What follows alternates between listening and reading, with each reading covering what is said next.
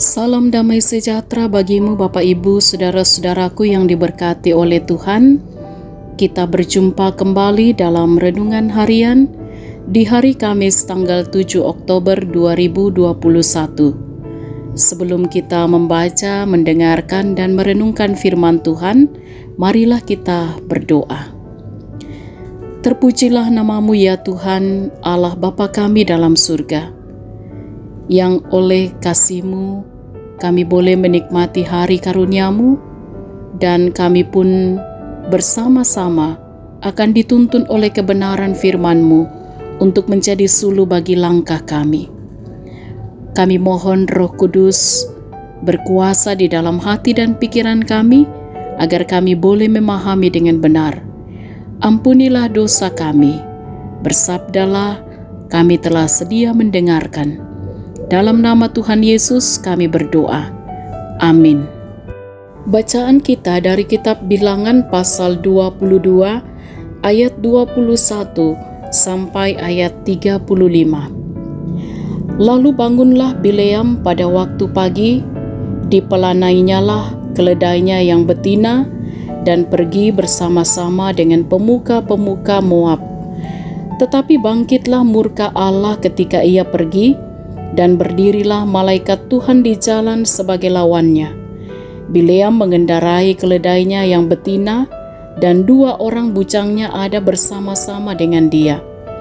Ketika keledai itu melihat malaikat Tuhan berdiri di jalan, dengan pedang terhunus di tangannya, menyimpanglah keledai itu dari jalan dan masuk ke ladang.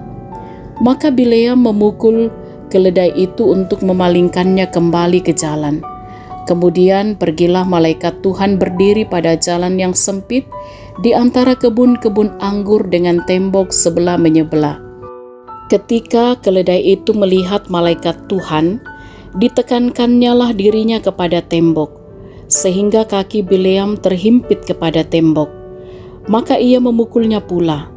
Berjalanlah pula malaikat Tuhan terus, dan berdirilah ia pada suatu tempat yang sempit, yang tidak ada jalan untuk menyimpang ke kanan atau ke kiri. Melihat malaikat Tuhan, meniaraplah keledai itu dengan Bileam masih di atasnya. Maka bangkitlah amarah Bileam, lalu dipukulnyalah keledai itu dengan tongkat. Ketika itu Tuhan membuka mulut keledai itu, sehingga ia berkata kepada Bileam, "Apakah yang kulakukan kepadamu sampai engkau memukul aku 3 kali?" Jawab Bileam kepada keledai itu, "Karena engkau mempermain-mainkan aku. Seandainya ada pedang di tanganku, tentulah engkau kubunuh sekarang." Tetapi keledai itu berkata kepada Bileam, "Bukankah aku ini keledaimu yang kau tunggangi selama hidupmu sampai sekarang? Pernahkah aku berbuat demikian kepadamu?" Jawabnya, "Tidak." Kemudian Tuhan menyingkapkan mata Bileam. Dilihatnyalah malaikat Tuhan dengan pedang terhunus di tangannya berdiri di jalan. Lalu berlututlah ia dan sujud. Berfirmanlah malaikat Tuhan kepadanya, "Apakah sebabnya engkau memukul keledaimu sampai 3 kali?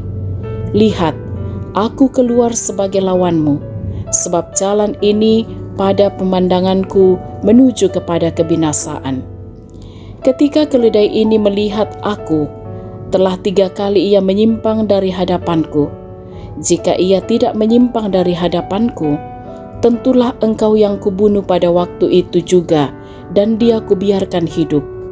Lalu berkatalah Bileam kepada malaikat Tuhan, "Aku telah berdosa, karena aku tidak mengetahui bahwa engkau ini berdiri di jalan menentang aku. Maka sekarang, jika hal itu jahat di matamu, aku mau pulang." Tetapi malaikat Tuhan berfirman kepada Bileam, "Pergilah bersama-sama dengan orang-orang itu, tetapi hanyalah perkataan yang akan kukatakan kepadamu harus kau katakan." Sesudah itu pergilah Bileam bersama-sama dengan pemuka-pemuka Balak itu. Amin. Tema renungan kita ialah setia pada kehendak Tuhan. Ungkari tutui Pak Porean na puang. Sahabat renungan harian yang diberkati oleh Tuhan, pembacaan hari ini adalah bagian dari kisah tentang perjalanan orang Israel dari Mesir menuju tanah Kanaan dan berkemah di dataran Moab di seberang sungai Yordan. Kehadiran bangsa Israel membuat orang-orang Moab ketakutan, sehingga Balak, raja Moab, meminta bantuan Bileam untuk mengutuk orang Israel. Bileam adalah seorang yang memiliki kemampuan meramal yang tinggi, tetapi yang takut dan setia kepada Tuhan. Di dalam ayat 8 dan 13. Saudara-saudara, sekalipun Bileam diizinkan pergi oleh malaikat Tuhan bersama dengan pasukan Balak, namun ia lebih setia melakukan apa yang Tuhan kehendaki dan tidak tergoda dengan tawaran Balak yang sangat menggiurkan. Ia pergi dengan tujuan yang sangat jelas, melaksanakan apa yang Tuhan kehendaki. Di sini jelas bahwa komitmen dan integritas Bileam terhadap kehendak Tuhan lebih dari apapun. Saudara-saudaraku yang diberkati oleh Tuhan, kisah ini mengajak kita sebagai orang percaya untuk belajar apa yang disebut komitmen dan integritas. Harus diakui bahwa dalam menjalani kehidupan ini, kita sering diperhadapkan kepada berbagai pilihan yang sulit dan sering membuat kita menyatakan pilihan tanpa pertimbangan yang matang dan sungguh-sungguh. Keputusan-keputusan yang kita ambil menjadi penanda komitmen dan integritas kita sebagai orang percaya. Dalam mengambil keputusan dan atau dalam melaksanakan sesuatu, jelas patokan kita yang utama adalah kehendak Tuhan. Bileam lebih setia pada kehendak Tuhan dalam melaksanakan tugasnya dibanding tawaran materi yang menggiurkan. Saudara-saudaraku, bagaimana dengan kita? Apakah kita lebih memilih setia kepada Tuhan ketimbang memilih materi? Tuhan menolong kita. Amin. Marilah kita berdoa. Bapa kami yang ada di surga, dimuliakanlah nama-Mu. Kami bersyukur bahwa kami boleh menikmati kasih-Mu dalam renungan harian saat ini. Kebenaran firman-Mu telah kami baca, kami renungkan.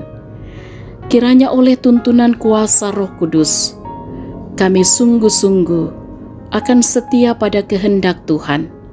Sebagai orang yang percaya, kami terus belajar apa yang disebut komitmen dan integritas. Kami memilih setia kepada Tuhan dalam menjalani kehidupan di dalam segala hal. Oh Tuhan, jaga lindungilah kami sepanjang hari ini dalam berbagai aktivitas kami, dalam tugas pekerjaan, dalam setiap usaha yang ditekuni oleh anak-anak Tuhan. Kiranya lewat semuanya itu, terus boleh mendatangkan sukacita dalam kehidupan yang Tuhan masih percayakan. Dan kami terus memohon Tuhan tetap menjaga memberkati anak-anak, agar juga senantiasa menikmati kasih Tuhan. Kami pun menaruh pengharapan kami. Kiranya Tuhan akan terus menguatkan, menopang, menghiburkan saudara-saudara kami yang sakit, yang berduka cita, ataupun mereka yang mengalami beban kehidupan ini. Apapun yang digumuli, kami selalu percaya bahwa Tuhan sumber pertolongan akan terus membuka jalan yang terbaik. Kami mohon kiranya yang sakit dipulihkan dan yang berduka cita akan terus dihiburkan oleh Tuhan. Bapa kami dalam surga, mohon kasih dan kemurahan-Mu dalam kehidupan setiap orang tua kami dalam menjalani masa tuanya. Dengan kemurahan-Mu, kami percaya mereka akan bersuka cita di dalam Tuhan, menikmati bahagia gembira bersama anak-anak dan cucu. Juga yang menikmati pertambahan usia ataupun juga kesuksesan keberhasilan yang boleh diraih, sempurnakanlah sukacita mereka ya Tuhan. teruslah topang dalam segala keadaan. Kami berdoa untuk kehidupan bersama di tengah jemaat maupun di tengah-tengah masyarakat. Oleh kasih Tuhan, kami dapat menjalani kehidupan ini dalam setia pada kehendak Tuhan.